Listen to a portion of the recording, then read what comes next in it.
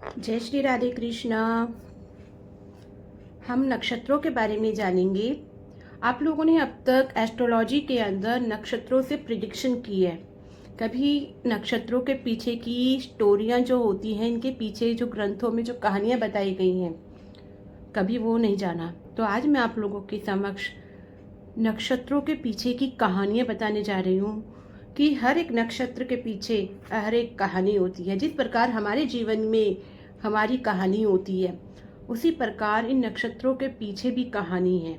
कहाँ बहुत सारी कहानियाँ हैं। एक एक नक्षत्र के अंदर 5-5, 6-6 कहानियाँ भी हैं।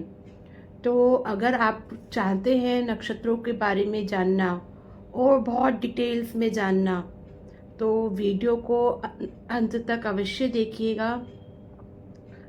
जैसा कि ज्योतिष में जानते हैं कि 27 नक्षत्र होते हैं और एक नक्षत्र होता है 28वां अभिजित नक्षत्र।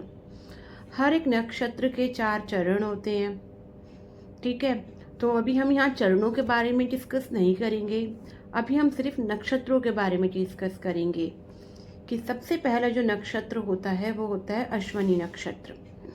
अश्वनी नक्षत्र जो होता है वो केतु का नक्षत्र होता है। ठीक है, और अश्वनी नक्षत्र का जो सिंबल है आप देखोगे घोड़ा है।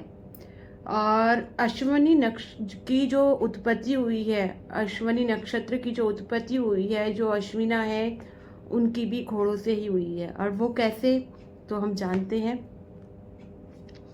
कि एक बार सूर्यदेव भगवान की पत्नी संज्ञा, जिनको सरयू भी कहा जाता है, सूर्यदेव भगवान के ताप को सहन नहीं कर पा रही थी, क्योंकि सूर्यदेव भगवान में बहुत गर्मी है और उनका ताप बहुत ज़्यादा है।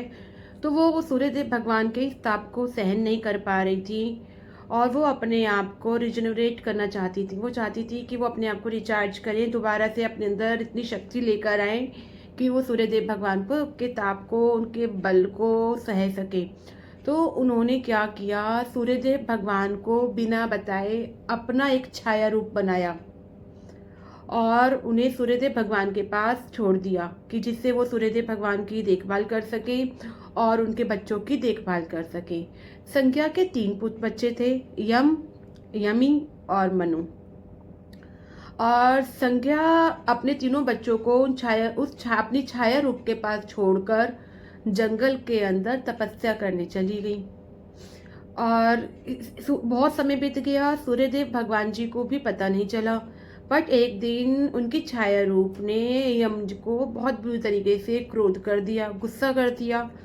और उस समय सूर्यदेव भगवान जी को एहसास हुआ कि कोई भी माँ अपने बच्चे को इस प्रकार से क्रोध नहीं कर सकती। तो उन्होंने अपनी अंतर्दृष्टि से जाना कि वो छाया रूप है, और उससे भी सूर्यदेव भगवान को उस छाया रूप से भी 3 बच्चे उत्पन्न हुए थे, शनि, मनु और ताप्ती। और सूर्यदेव भगवान ने जब जाना अपनी अंतर्दृष्टि से, उन्होंने देखा कि जो उनकी पत्नी थी संध्या, वो जंगलों के अंदर एक घोड़ी का रूप धारण कर कर तपस्या कर रही हैं। तो सूर्यदेव भगवान जी ने उसी समय जंगल की तरफ रवाना हुए और उन्होंने भी घोड़ों का रूप धारण कर लिया। और जब वो वहाँ जंगल में पहुँचे न, उसके पास, संध्या के पास घोड़ी के रूप में, तो उसी समय उन दोनों का एक मिलन हुआ। और उससे मतलब उनकी सासों के द्वारा उनका जो जन्म हुआ, किसका हुआ, अश्वनी कुमारों का। तो उस समय 3 पुत्र बच्चे जन्म हुए, 2 अश्वनी कुमार और एक हुआ रेवंत। तो जो इस प्रकार से अश्वनी कुमारों का जन्म हुआ। जो अश्वनी कुमार थे वो पूजे गए और जो रेवंत जो थे वो उन्हें बना दिया गया घोड़ों का मालिक। तो इस प्रकार से ग्रंथ के अंदर अश्वनी की कहानी आती है कि किस प्रकार से अश्वनी का जन्म हुआ, जिन्हें हम अश्विना भी कहते हैं। तो आशा करती हूँ आज आपको ये कहानी बहुत अच्छी लगी होगी। ठीक है, आपने जाना होगा। आप इस बात में जानिएगा कि सूर्यदेव भगवान के जो पुत्र हैं अश्विना, इनका जन्म नाग के द्वारा हुआ, नथुनों के द्वारा हुआ।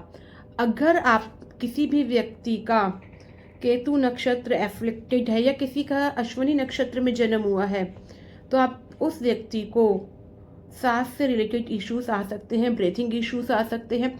अगर किसी व्यक्ति के जीवन के अंदर किसी को सांस से रिलेटेड इशू आ रहे हैं, ब्रीथिंग इश्यूज आ रहे हैं, सांस बहुत ज़्यादा फूलती है, तो ये कहीं ना कहीं उनका अश्वनी नक्षत्र एफ्लिक्टेड है, पीड़ित है। तो आपको उसकी उपाय करनी चाहिए, अश्वनी का ध्यान करना चाहिए।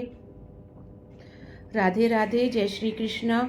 और आगे मैं आप लोगों के साथ बहुत सारी स्टोरी शेयर करूँगी। वीडियो को लाइक कीजिएगा, सब्सक्राइब कीजिएगा, शेयर कीजिएगा। राधे राधे।